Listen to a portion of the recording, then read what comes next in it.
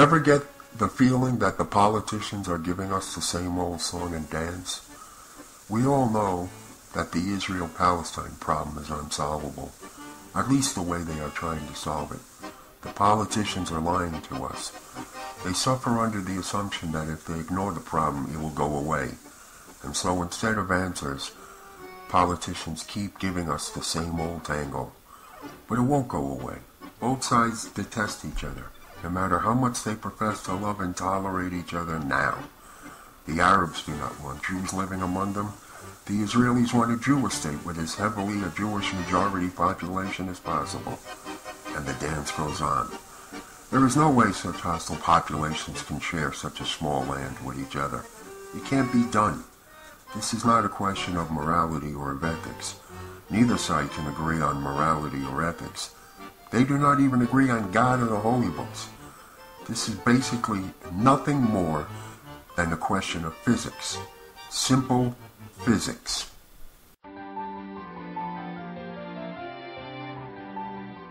Physics. It's the science that makes things work. Physics holds the answer to the Israel-Palestine problem. Physics tells us that you cannot put two objects in the same space at the same time, or in dealing with where we shall put Palestine, as one future Nobel laureate would put it. In what space, sir? In what space? Basically, the Palestinians in the contested areas are going to have to be relocated. But to where? Egypt will not take them in, nor will Jordan anymore. Syria will not take them in, and Lebanon cannot take them in. The Palestinians were a major cause of Lebanon's civil war. The Arab League has refused to naturalize the Palestinians. They want the problem to fester and overwhelm Israel. So if peace is going to come to the Mideast, the Palestinians in the contested areas have to be relocated to an area outside the Mideast. But to where?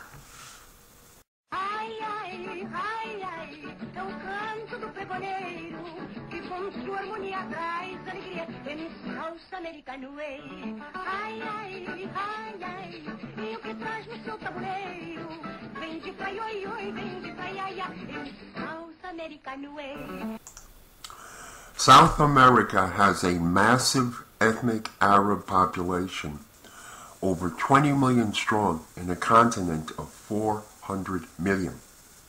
This is unknown to most Americans, but it offers hope for the Mideast.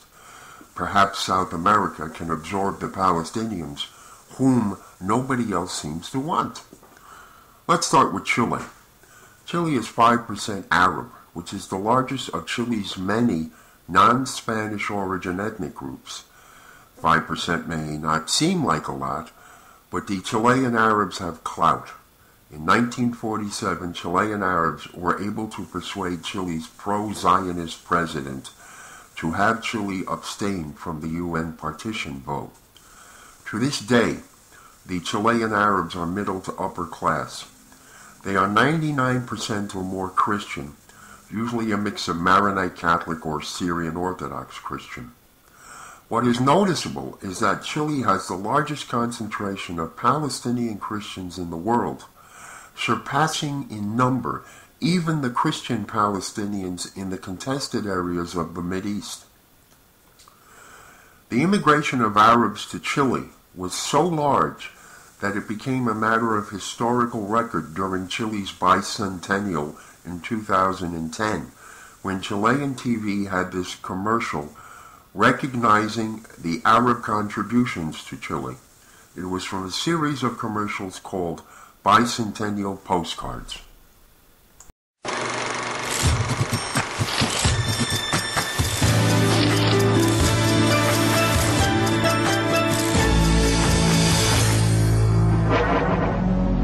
Palestinos, sirios y libaneses huyen de sus tierras. Cientos de árabes viajan a Chile escapando de la persecución del Imperio Turco Otomano.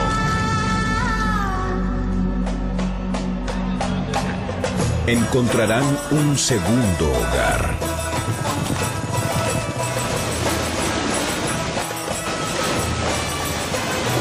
Llamados despectiva y erróneamente turcos, sus andanzas serán por las pampas salitreras y las ciudades del norte. Pronto instalarán sus baratillos y bazares en todo el país. Serán prósperos. Inauguran negocios familiares, industrias textiles, incursionan en la banca, la minería y la política. La mayor colonia palestina en el mundo. Postales, un aporte al bicentenario. Again, let's recap. Chile is about 17,300,000 people. The Arabs among them are roughly 800,000. 99% of the Arabs are Christians. Roughly half or more are Christians of Palestinian descent. More Palestinian Christians live in Chile than in the Mideast. So assimilated were the Arabs in Chile that they have a major soccer team called the Palestinos, sort of like we Americans have the Minnesota Vikings or Notre Dame's Fighting Irish. Until recently, these Arab Chileans were not that politicized and were mostly assimilated. This ad for Arabic dance lessons, which erroneously uses a fake Hindi script, is but one example of how far removed the Chilean Arabs were from their ancestry. But after the first Intifada in the 1980s, outside money started to get involved. Arab oil money has come in and has started to propagandize these Chileans, and the Chilean Arabs are beginning to get radicalized.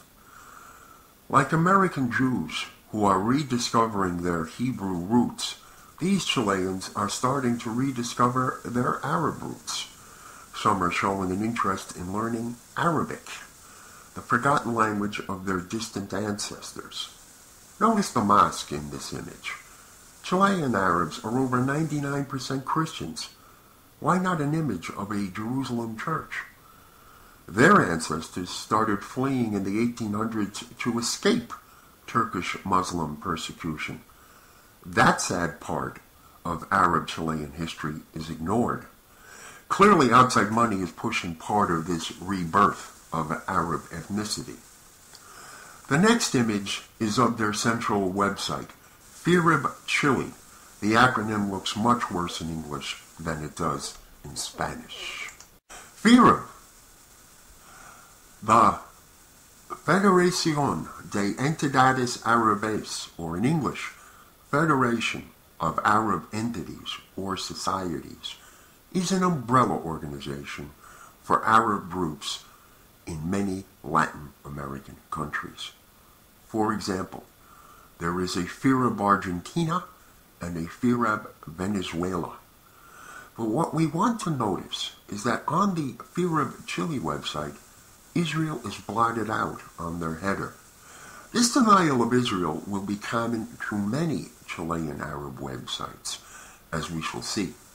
It may be partly explained by the predominance of Palestinians among most Chilean Arabs. This next picture on the FIRB Chile site is offering their youth associations a trip to the Mideast. But again, notice, why would the Muslim Dome of the Rock be central to the picture? Chilean Arabs are over 99% Christian. Why not a Jerusalem church? Have Chilean Arabs forgotten why many of their grandparents and great-grandparents fled the Mideast? The great wave of Palestinian immigration to Chile started in the 19th century, long before Israel or even the British Mandate. It would seem that outside money is funding some of this effort. Another prominent Chilean Arab group is the Fundación Palestina, the Palestine Foundation. It appears to have a more Christian viewpoint, but its geography page eliminates Israel also. The surface area of Palestine, listed on their geography page, is so large as to exclude Israel altogether. The Palestine Foundation publishes a slick Spanish-language magazine called Al Demir, which has prominent advertisers. Al Demir emphasizes Arab achievement in Chile. I suppose it is too much to expect Arab Chileans to be stalwart Zionists, but their embrace of Islamic motifs is quite unnerving, and is almost certainly the result of outside oil money coming in to propagandize them. Their Christian ancestors would have had more wisdom. After all, their Christian ancestors started fleeing the Mideast long before Israel was set up.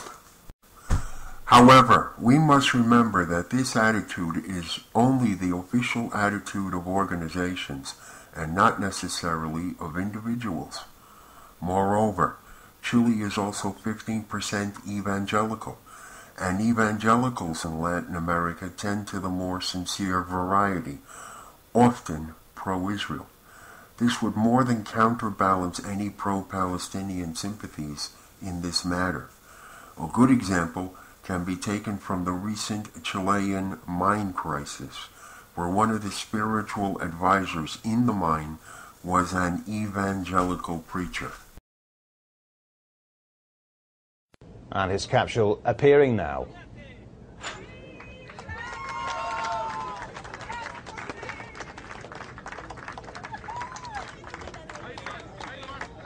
This is Jose Enriquez, 54-year-old drill master, evangelical preacher. The man, we're told, who's been keeping spirits up down the mine, worked in the mines for 33 years, just on the surface, the 24th of the 33 trapped men.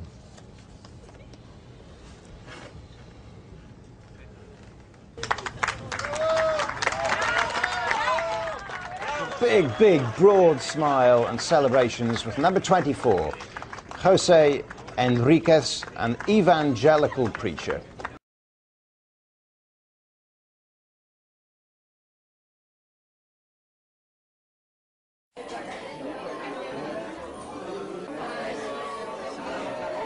Pastores que están presentes, amigos, personas también dueñas de casa, una www, no sé si está saliendo ahí, www.chilecristiano.cl.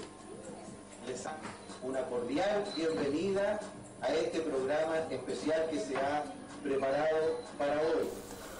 Basically, in the end, we can assume that the evangelical component of Chile's population will hold greater sway than any Palestinian element in sheer numbers. So we should be able safely to recommend that with the right financial incentives, Chile should be able to be persuaded to accept 100,000 Palestinians from the contested areas, and we could reimburse the Palestinians enough money to make them agreeable to such a move. They would assimilate well in Chile, where, over time, the Chileans have absorbed a lot of Arabs, and whatever Muslims came in with them were assimilated.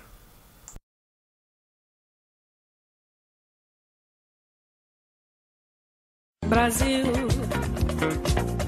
meu Brasil brasileiro, meu mulato insoneiro, vou cantar-te nos meus versos. O Brasil samba que dá bamboleio, que faz gingar. O Brasil do meu amor, terra de nosso Senhor. Brasil, pra mim, pra mim. Brazil is an astounding 7.5% Arab. About half of them are Lebanese Maronite Catholic in ancestry. This corresponds to about 15 million Brazilians of Arab descent. in a country of 200 million people. Therefore, were we to send 1 million Palestinians to Brazil, this would be a statistical blip, almost insignificant. And the culture there is so strong that they would almost inevitably assimilate totally.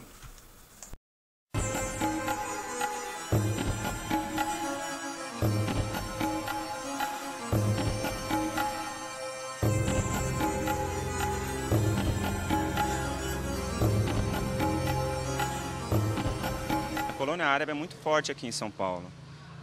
Hoje você pode encontrar em qualquer ponto da cidade restaurantes, empórios. Aqui na região da 25 de março, por exemplo, é bem forte esse tipo de comércio, né?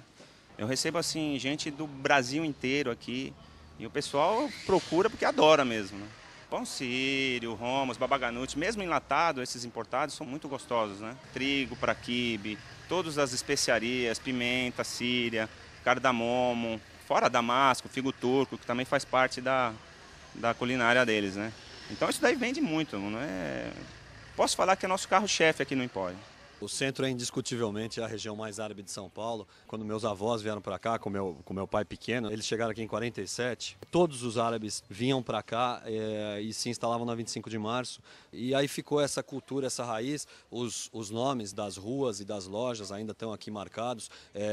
A primeira onda árabe que veio mais ou menos no começo do século, em 1900, hoje a gente tem a Basílio Jafé aqui, que é realmente o primeiro árabe que se instalou na 25, e depois tem a Abdo Shahin. Então a gente que é descendente percebe que existe uma raiz árabe, e eu acho que esse pouco árabe que a gente sente aqui, esse é o segredo da 25 ser o que é, de ter essa questão do atendimento, de ter o cuidado do proprietário, estar perto, e de ter a proximidade do proprietário com o cliente, com os funcionários e com os produtos. Esse eu acho que é um pouco do segredo, é onde a gente sente realmente uma raiz árabe, na alimentação e na característica do comércio, do bom atendimento de São Paulo.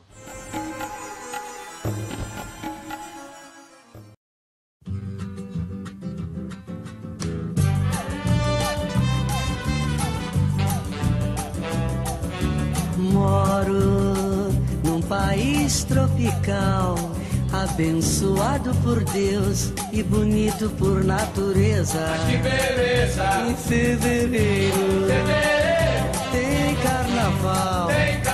Eu tenho um fusca e um violão, sou flamengo, tenho uma nega chamada Teresa.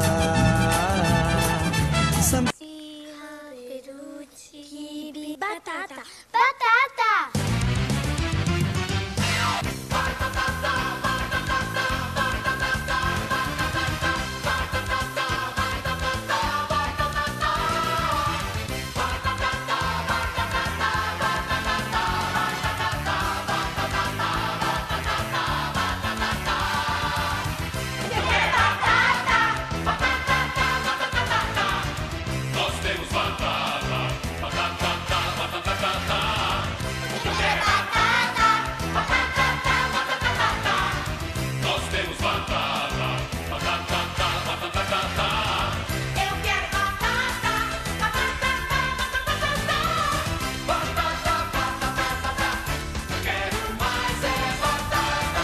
Habibs, nós somos assim.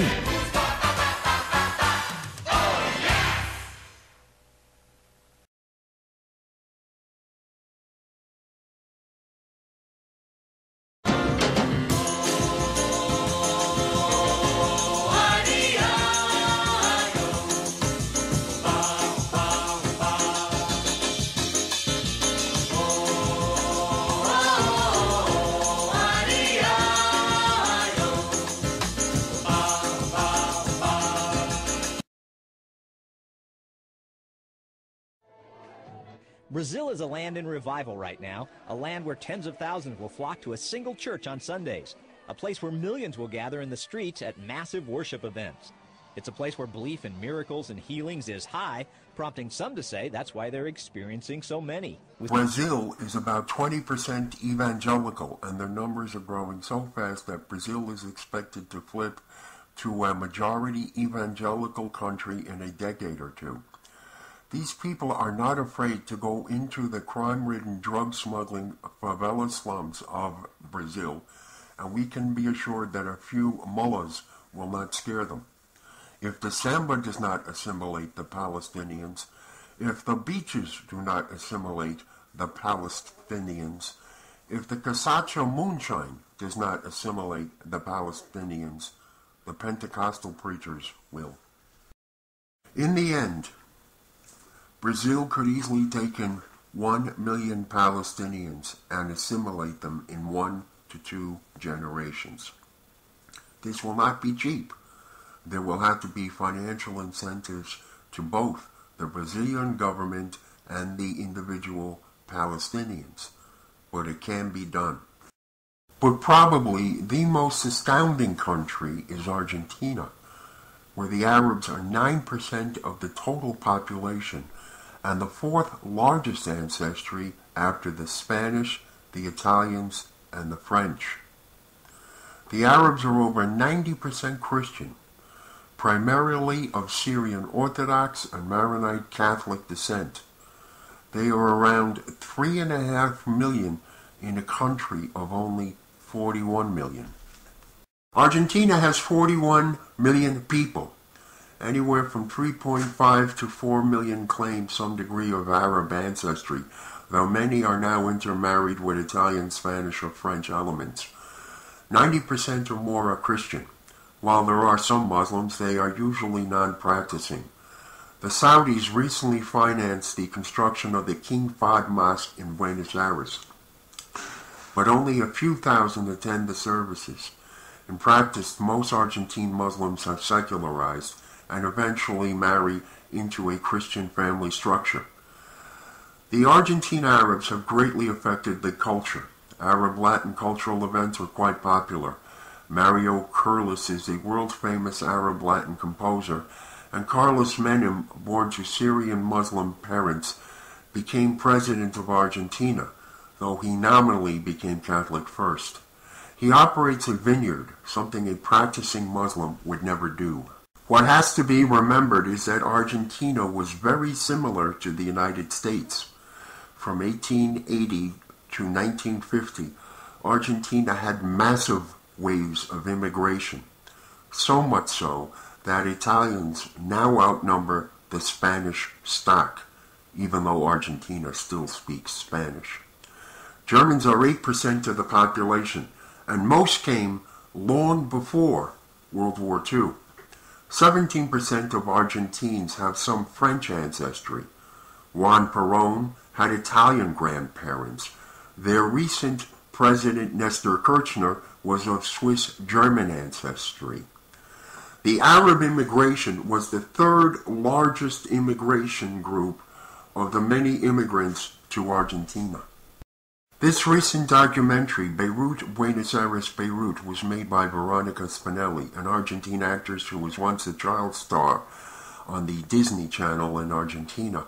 She was surprised to find out that her Muslim great-grandfather returned to Lebanon, and she wanted to search out her Lebanese relatives.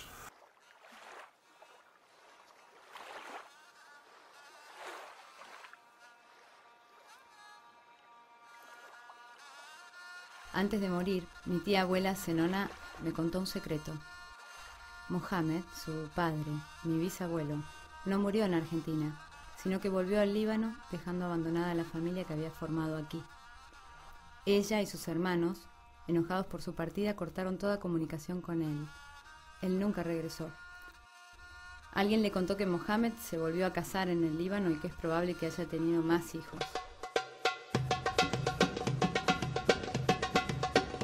Acá había que darle de comer a 1000 personas por turno, rusos, polacos, franceses, españoles, italianos, ingleses, irlandeses. Mohamed Ali Musa Haitan. Antes de 1900 nada. ¿Cómo puede ser? Espera, a ver.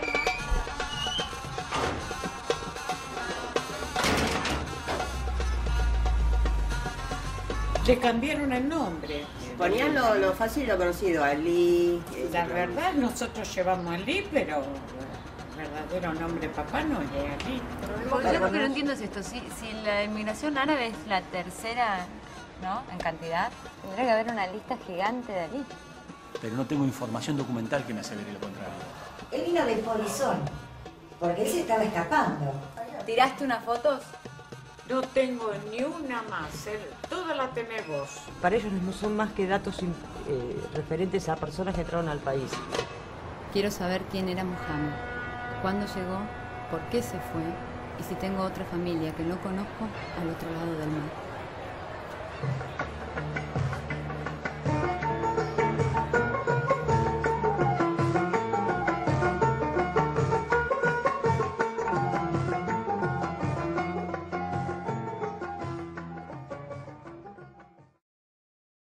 This is the Fear of Argentina website. One of the rotating pictures on their headers is of a gaucho, a quintessentially Argentine image.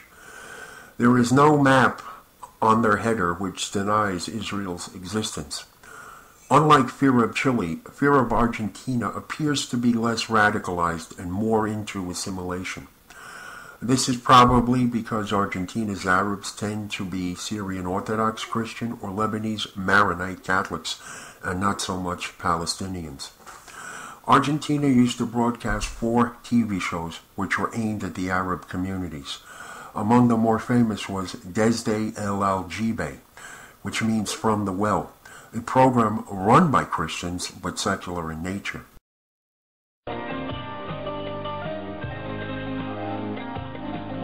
Muy buenos días, queridos amigos. Hoy es 9 de agosto. Muy feliz día, Ninagua.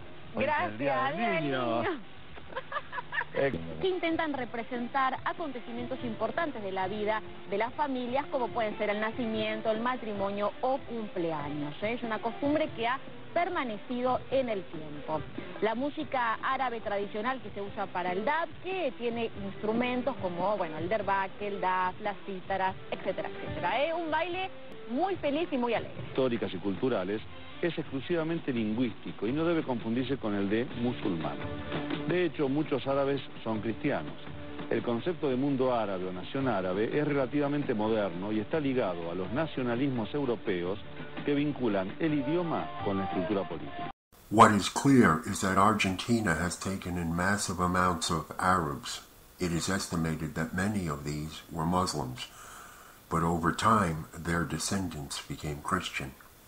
Argentina assimilates them, and not just Argentina. Clearly, Argentina, Brazil, and Chile have shown over the last century a unique ability to absorb Arab immigration and to assimilate them in massive numbers, even those who are Muslim. Moreover, it is not just these 3 countries, though they are the best examples. Honduras has had a president of Palestinian ancestry, Carlos Flores Facuse. El Salvador has had a president, Antonia Saca, also of Palestinian descent. This is our initial estimate, roughly $300 billion in total, or about $100,000 per Palestinian who leaves the West Bank, plus payments to the South American countries to take them in. This would only apply to Palestinians in the West Bank, which is where the chief problem is. Those Palestinians in Syria, Jordan, Egypt, and Lebanon would then become the problem of the Arab nations, and they can vent their rage on the Arab nations after that. A preference would be for young, landless West Bank Palestinians to leave. A young family of 5 would leave with $500,000. This is not chump change, and South American countries would welcome them in with such money. It will take this amount of money to persuade the West Bank Palestinians to leave and to persuade South America to take them. This will not be cheap. It will not be cheap, but it is cheaper than nuclear war. They have to be offered residency elsewhere to protect them from fanatics who accuse them of betrayal to the Palestinian cause. As stiff as this is doable. But let's be honest, given the financial state of much of the Western world, most of the money is going to have to come from the Jewish community themselves. If people for 1 or 2 years would stop buying Mercedes Benzes and donate the money to this cause, or stop having $1 million bar mitzvahs, this could be done. It would be stiff. It would be roughly around $20,000 per Jew. It is doable, and I'm sure a few rich Christians can help. Thank you.